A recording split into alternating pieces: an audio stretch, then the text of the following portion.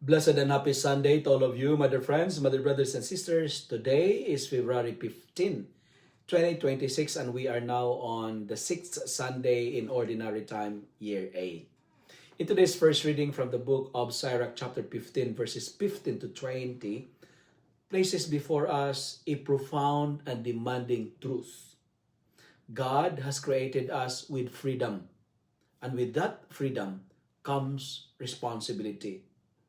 Life and death, good and evil, fidelity and sin are set before us, not as a traps, but as a real choices that shape who we become.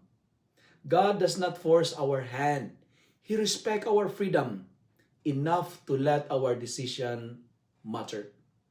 Today's first reading reminds us that holiness is never accidental. Choosing God is not merely about avoiding sin, but about daily conscious acts of love, obedience, and trust. My dear friends, freedom in God's design is not the ability to do whatever we want, but the grace to choose what leads to become, because we are what we choose. In our second reading from the first letter of Paul to the Corinthians, chapter 2, verses 6 to 10, St. Paul lifts our eyes higher, reminding us that God's wisdom is not always visible or understandable by worldly standards. The deepest truths of God about His plans, His mercy, His saving love are revealed not only through the Spirit. What eye has not seen and ear has not heard is prepared for those who love Him. This passage reassures us that when we choose God, even without fully understanding the outcome, we are stepping into wisdom far greater than our own. The Spirit gently guides the heart that is open, teaching us to trust God beyond what logic or fear can explain.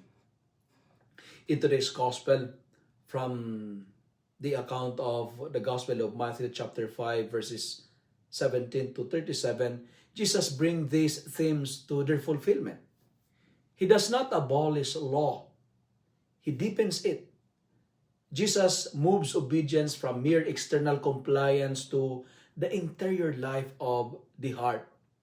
It is no longer enough to avoid murder. We are called to uproot anger.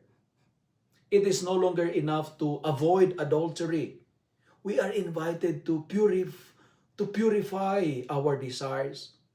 Christ reveals that sin begins long before actions are taken. It begins in the heart's intentions. This teaching is challenging because it strips away excuses and calls for honesty and authenticity, but it is also freeing because it invites transformation rather than mere rule or law following. And to conclude, taken together, these readings form a powerful call to mature discipleship. God entrusts us with freedom, offers divine wisdom through the Spirit, and invites us into a deeper righteousness through His Son.